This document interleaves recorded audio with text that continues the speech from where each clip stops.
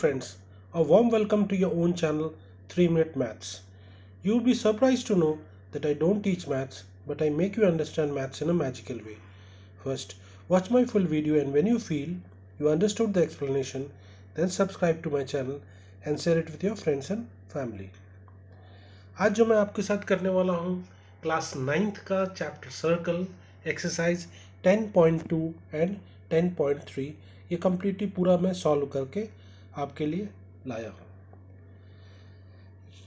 पहले what is a circle मैंने थोड़ा सा डेफिनेशन वगैरह थोड़ा सा लिख दिया है, उसके बाद फिर हम लोग एक्सरसाइज में चलेंगे। A collection of all the points in a plane which are at a fixed distance from a fixed point is called a circle. A circle is divided into three parts: inside the circle, outside the circle, and on the circle. अब आते हैं what is a chord. If 2 points P and Q meet on the circle, then the line segment PQ is called the chord of the circle. The chord which passes from the center of the circle is called the diameter. So the diameter is the longest chord of the circle. Then the diameter is equal to 2 times radius. So अब आते हैं what is a sector. The area which is bounded by 2 radius on a part of a circle is called a sector. मैंने यहाँ photo में आपको दिखाया है, ठीक है। मेजर सेक्टर, माइनर सेक्टर, तो अंदर वाला है वो है आपका माइनर सेक्टर और बाहर वाला मेजर सेक्टर। अब आते हैं what is a segment. The area which is bounded by chord and a part of a circle is known as a segment. Segment भी दो तरह से होते हैं, एक माइनर सेगमेंट, एक मेजर सेगमेंट. मैंने दिखाया आपको मेजर सेगमेंट जो बड़ा वाला है और माइनर सेगमेंट छोटा वाला है. ओके पहला हम लोग करेंगे थ्योरम 10.1. हमें क्या प्रूव करना है? Statement equal chords subtend equal angles at the centre, यानी equal chord subtend equal angles at the centre. तो हमने figure A B C D, एक सर्कल लिया, ए बी सी डी बनाया और दो कॉर्ड्स लिया. सो हमें क्या दिखाना है? A B is equal to C D. To prove that angle A O B is equal to angle C O D. Proof हमने दो ट्राइंगल लिया, triangle A O B and triangle C O D, और देख सकते हैं हमने A B is equal to C D, उसी तरह O B is equal to O C जो रेडियस है, और उसी तरह O D is equal to O A again the radius. तो बाई साइड साइड साइड यानी side side side congruency we can say that triangle AOB is congruent to triangle COD. Hence by congruent part of a congruent triangle CPCT, angle AOB is similar to angle COD equal to COD.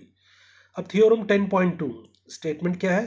If the angle subtended by the chord of a circle at the center are equal, then the chords are equal. ठीक है, तो angle हमें क्या कह दिया हो? Angle A O B, figure में आप देख सकते हैं angle A O B is equal to angle C O D, ये हमें गिवन है. तो हमें प्रूफ करना है A B is equal to C D. अब ट्राइंगल लेके चलता है, triangle A O B and triangle C O D. A O is equal to O B O D and O B is equal to O C, दोनों ही radius है. तो हम कह सकते हैं angle A O B is equal to angle C O D. By अब देख सकते हैं by side angle side criteria से हम कह सकते हैं triangle AOB is congruent to triangle COD. Hence by CPCT AB is equal to CD. था ना आसान?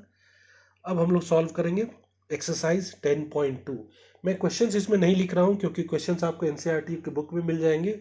मैं क्वेश्चंस को थोड़ा सा आपके सामने रीड कर दूंगा ताकि आप रिकॉल कर सकते हो. अब हम चलते हैं exercise 10.2. Recall the two circles are congruent if they have the same radii.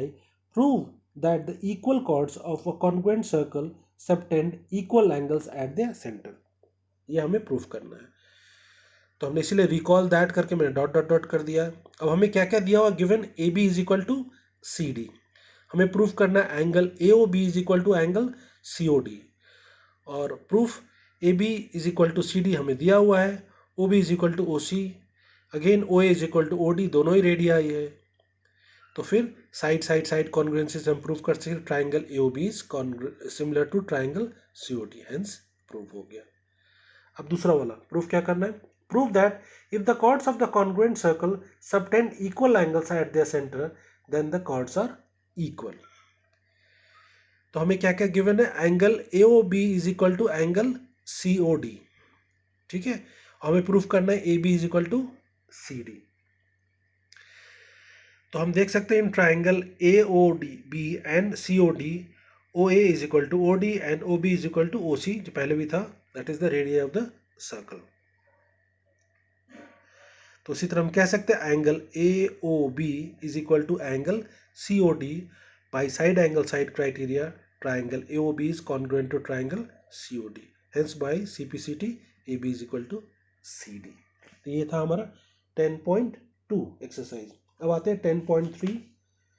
10.3 question 1, draw different pairs of circle, how many points does each pair have in common, what is the maximum number of common points. तो मैंने दो circle दिखाया, अब दोनों अलग अलग है तो इसमें कोई भी कॉमन पॉइंट नहीं है। दो सर्कल को मैंने एक आजू बाजू में कर दिया, तो देख सकते हैं P is the common point between one common point है। अब मैंने एक दूसरे को इंटरसेक्ट कर दिया है, तो हम देख सकते हैं P and Q are the two intersecting two points, तो यहाँ हमें टू कॉमन पॉइंट्स मिल गया। चलिए क्वेश्चन नंबर 3 करते हैं। If two circles intersect at two points, prove that their centre lies to the perpendicular bisector of the common chord. ठीक है, तो मैंने दो सर्कल बना दिया है और हमें ये प्रूव करना है। तो गिवन क्या है, two circles with the centre of O, P Q is common chord, ठीक है, बीच का जो पी क्यू है कॉमन कॉर्ड। हमें प्रूव करना है angle O M P is equal to angle O M Q. ध्यान से देखिएगा, अब देख सकते हैं ओ एम क्यू दोनों ही 90 डिग्री है। जब 90 डिग्री है तो हम कह सकते हैं P M is equal to M Q. तो proof triangle O P O dash and O B O dash, O P is equal to O Q and P O is equal to O R, दोनों ही radii है of the circle है। Now triangle O M Q and triangle P M Q, फिर से वही दो triangle लिया हमने, फिर दोनों हमारा O Q is equal to O P and O M is equal to O M, क्योंकि दोनों ही कॉमन है, ऊपर वाला रेडियाई है। तो हम कह सकते हैं triangle Q O M is equal to angle P O M from one. उसी तरह angle Q M O is congruent to P M O by side angle side criteria, so P M is equal to M Q by C P C T. अब दोनों angle को लेते हैं, angle 1 plus angle 2 मिला के हमारा 180 degree होता है। तो अब एंगल 1 और एंगल 2 दोनों ही हमारा सेम, तो इसको n ले लिया, तो 2n इज इक्वल टू 180, तो n की वैल्यू हमारा 90 डिग्री आ गया। So angle O M O dash and P M O is 90 degree. यदि आपको मेरा समझाना अच्छा लग रहा हो तो प्लीज़ मेरे चैनल को सब्सक्राइब कर दीजिएगा। If you subscribe to my channel, you'll get all the shortcut tricks of addition, subtraction, multiplication, division, square root, which I have already uploaded in my 3 minutes channel. Thank you for watching my video.